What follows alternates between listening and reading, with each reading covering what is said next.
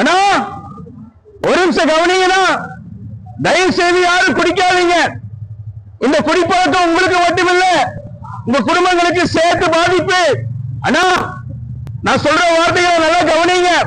ஒரு நாளைக்கு தமிழகத்துல 30 பேர் மரணத்தை சந்திக்கிறாங்க, 30 பேர் சாகுறாங்க, 30 குடும்பங்கள் ஒரு நாளைக்கு அனாதை ஆகுது.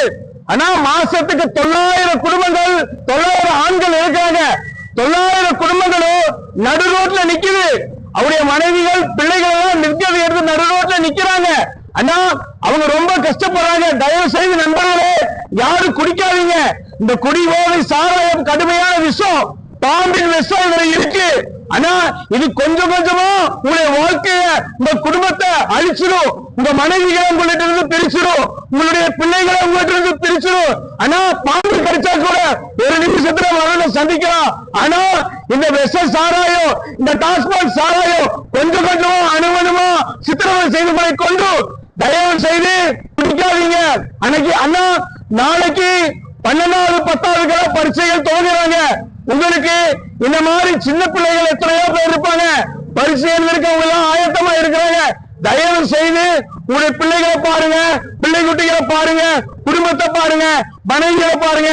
இங்க கொண்டு வந்து காசை கரியாக்கி ஆனா தயவு செய்து குடிச்சு உங்க சரீரத்தை கெடுக்காதீங்க. இவருடைய கல்வி செலவை பாருங்க, உங்க பிள்ளைகளுடைய மேற்படிப்பு செலவை பாருங்க. தயவு செய்து இந்த குடிப்பழக்கிலிருந்து விடுதலையாக. ஆனா இந்த குடிப்பழக்கத்திலிருந்து விடுதலையாகனா ஒரே வழிதான் உண்டு. ஆண்டவராக இயேசு கிறிஸ்துவை நோக்கி பாருங்க. இந்த பாவத்திலிருந்து ஆண்டவராக இயேசு கிறிஸ்து உங்களுக்கு ஒரு பெரிய விடுதலை கொடுப்பார்.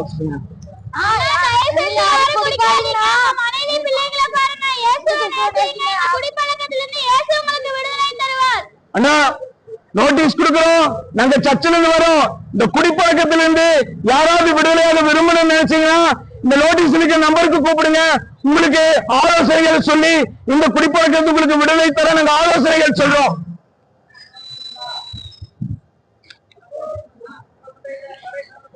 அதுக்கு 2 நிமிஷம் பேசுறீங்க, அதுக்கு பேசுறீங்க.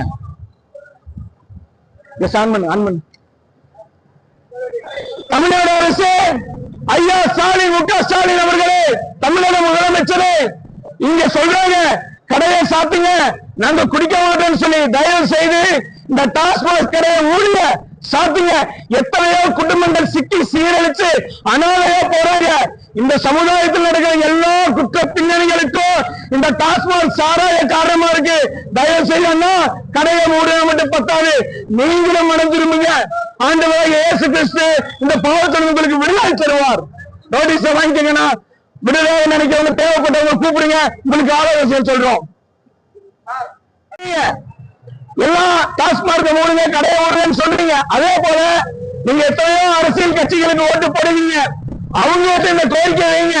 யாருக்கு ஆட்சிக்கு வந்தாலும் தயவு செய்து டாஸ்மாக் கடையை மூடுங்க.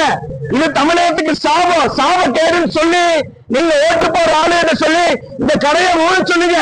தமிழகத்தில் நடக்கிற எல்லா குற்ற பின்னணிகளுக்கும் இந்த டாஸ்மாக் சாராயம் மதுபோதையும் காரணம். மறந்துடாதீங்க. ஒட்டஞ்சத்திரத்துல போன மாசம் ஒரு வாலிபரை இல்லையா எல்லா பிறப்பு உறுப்பையும் அறுத்து அவரை கொலை செஞ்சு ட்ரில் போட்டு நெஞ்சில கொடூரமா கொலை செஞ்சுக்கிறாங்க. எல்லாத்துக்கும் காரணம் இந்த மதுபோதை சாராயம். 2.5 வயது பிள்ளை பெண்கள் என்று பார்க்க முடியும், குழந்தைய கூட கற்பழிச்சு கொள்றாங்க. இந்த சாராயம் உங்களை உணர்வு மாத்திரும். இந்த சாராயம் உங்களுக்கு உணர்வு வழி செஞ்சிடும். தயவு செய்து இந்த குடும்பங்கள் பிள்ளைகளை நினைச்சு மனம் திரும்புங்க, குடிக்காதீங்க. இயேசுவை நோக்கி பாருங்க, உங்களுக்கு விடுதலை தருவார். புரியுங்க.